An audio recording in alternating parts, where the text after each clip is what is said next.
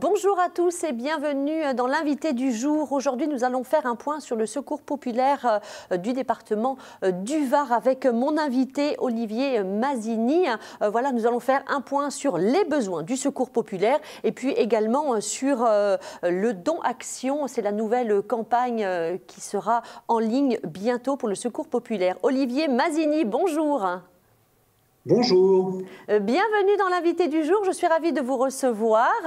Donc nous allons parler du secours populaire et du Var plus précisément. Secours populaire, nous rappelons que vous luttez contre la pauvreté et la précarité, donc dans un but commun.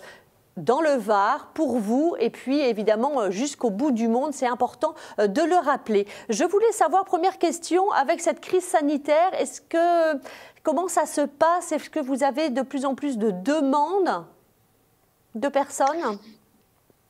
Oui, malheureusement. Bon, c'est déjà, il faut quand même déjà préciser que ces dernières années, nous avons malheureusement de plus en plus de demandes. Donc, c'est malheureusement pas un fait nouveau, mais ça s'est bien sûr accentué depuis le début de cette crise sanitaire. Oui. En mars l'année dernière, une crise sanitaire qui s'est très rapidement transformée en crise sociale. D'accord. Voilà, nous avons pu le constater parce qu'on a eu bien évidemment une augmentation des personnes que nous avons reçues dans nos permanences d'accueil, surtout sur l'alimentaire. Alors que ce ne sont pas nos missions premières. Nous sommes généralistes de la solidarité.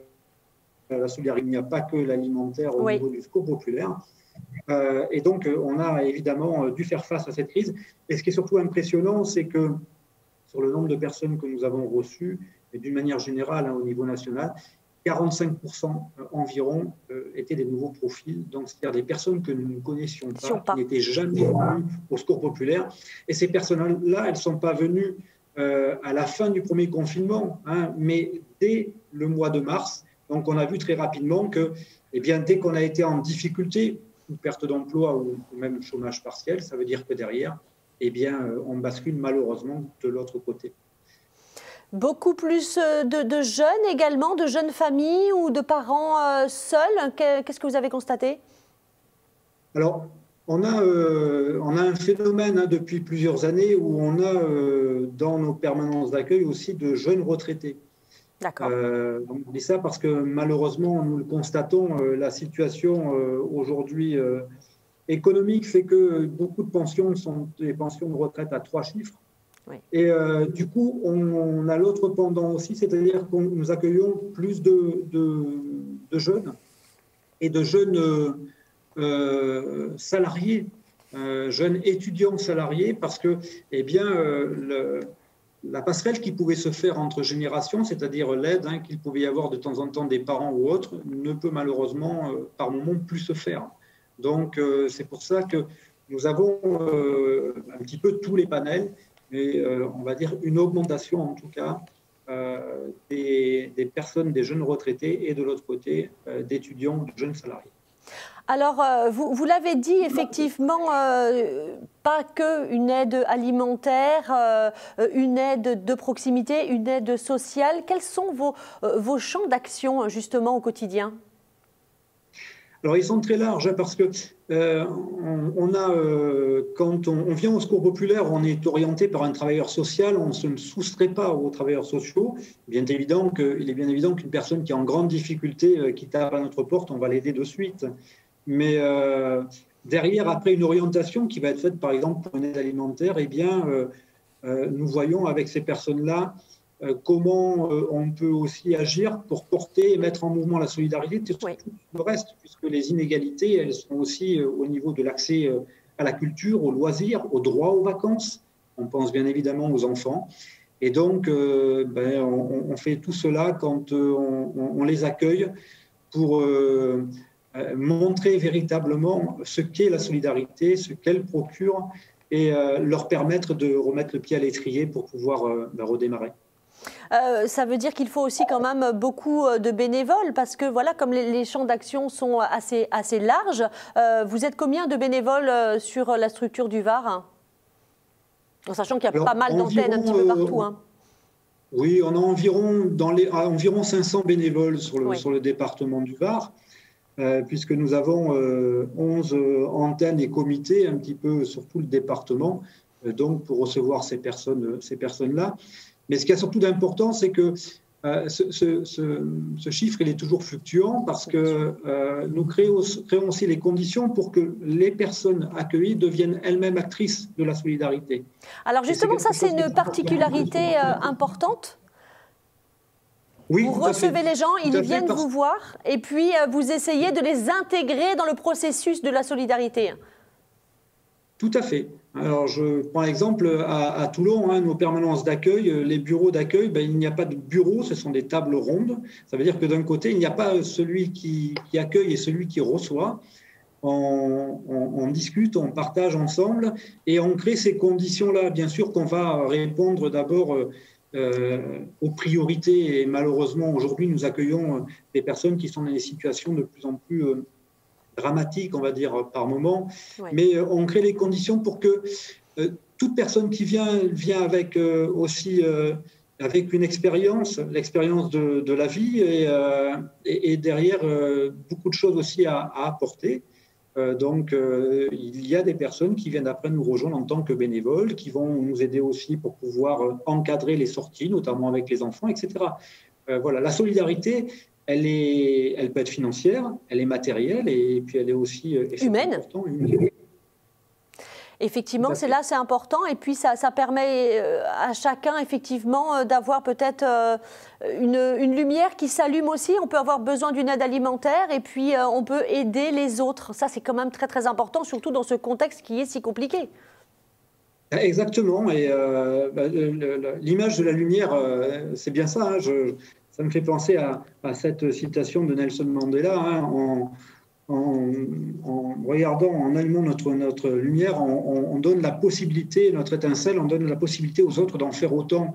Et je pense que c'est justement cela, c'est-à-dire qu'à un moment donné, eh bien, quand on va sortir un petit peu de ces difficultés, c'est important, c'est le lien social et d'autant plus essentiel dans cette période-là que nous connaissons depuis un an, puisque les liens, évidemment, sont un petit peu délités. Oui. Alors même pour nous, c'est pas évident parce qu'on ne reçoit pas, bien sûr, par rapport à la situation sanitaire que nous connaissons dans les mêmes conditions que nous recevions il y a encore quelques mois. Nous sommes obligés d'en tenir compte, mais nous faisons attention à cela. C'est-à-dire qu'on reçoit sur rendez-vous, mais on prend soin, bien sûr, de prendre le temps de discuter, d'échanger et de regarder de quelle façon on va pouvoir porter la solidarité. Alors, on va rappeler qu'au mois de mars, il y aura bientôt le Don Action. Donc, c'est une campagne de collecte au niveau national qui, évidemment, fera bénéficier tout le monde en région. Donc, on permet de récolter des dons. Évidemment, depuis l'année dernière, c'est également possible de faire un don en ligne avec cette crise sanitaire. Et puis, c'est une bonne chose. Et puis, il y a évidemment cette tombola solidaire où vous pouvez, avec un ticket de 2 €, voilà, peut-être être l'heureux élu et puis peut-être avoir un joli sac de quelqu'un de très connu ou partager un moment de musique avec votre artiste préféré. C'est une campagne dynamique au niveau national qui a forcément des répercussions au niveau départemental. Et oui, tout à fait. Alors, il faut savoir que la campagne de Don Action, c'est la seule campagne véritablement financière du Secours populaire de l'année, puisque les dons financiers qui sont collectés à ce moment-là vont nous permettre de couvrir une partie des frais de fonctionnement du Secours populaire, et notamment sur les accueils, bien évidemment. Alors, ce qu'il y a de différent cette année, c'est que avant, ce Don Action se présentait sous la forme d'un carnet de tombola. Les bénévoles collecteurs vendaient leurs tickets. Et cette année, malheureusement, avec la crise sanitaire, on a dû se réinventer. Certains ont peut-être pu voir la grande soirée qu'il y a eu le 6 février dernier sur France 2 et qui a justement présenté cette nouvelle campagne du Don Action qui est donc entièrement digitale, numérique.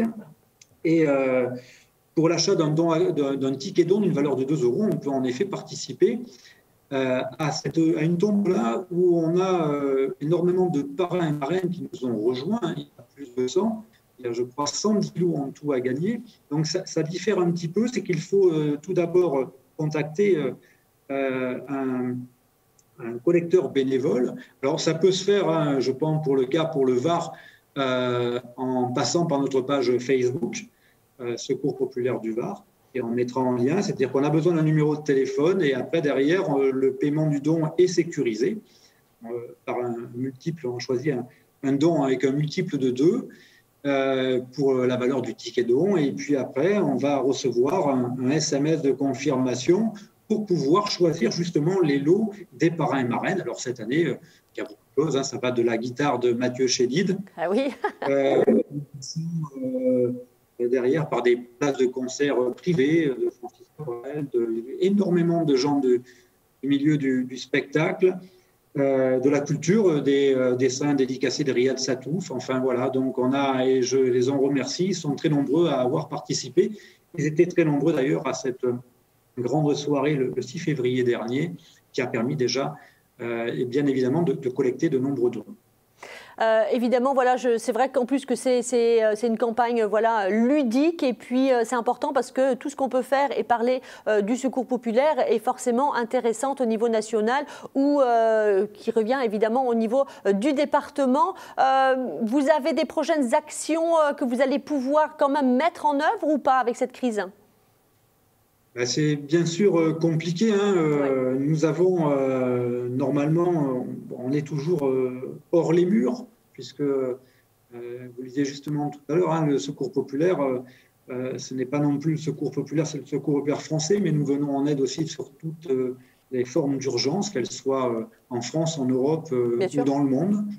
Et donc, il est bien évident que là, en ce moment, bien, il y a certaines opérations qui sont un petit peu au ralenti. On espère retrouver une activité normale très prochainement. Voilà, parce que c'est difficile pour nous, et notamment après pour organiser les séjours de vacances pour les enfants, l'accès aussi à la culture, puisqu'on a des partenariats avec le monde de la culture et qui est en grande souffrance aujourd'hui, on le sait bien. On pense notamment, nous, localement, évidemment, avec notamment Château-Vallon, le Théâtre Liberté, etc., avec lesquels nous avons des partenariats de longue date et qui nous permet justement de faire découvrir ces milieux-là aux enfants et des fois à leurs parents aussi. Et on espère qu'on va pouvoir revenir à la normale très prochainement. On l'espère également. Merci beaucoup Olivier Masini d'avoir été mon invité aujourd'hui. C'était un plaisir. Je vous souhaite voilà, une belle fin de journée. Je vous dis à très bientôt. Merci beaucoup. À très bientôt. Et j'embrasse tous les bénévoles évidemment du Secours populaire 83. À très bientôt. Au revoir. Très belle fin de soirée à vous. Je vous embrasse et je vous dis à la semaine prochaine.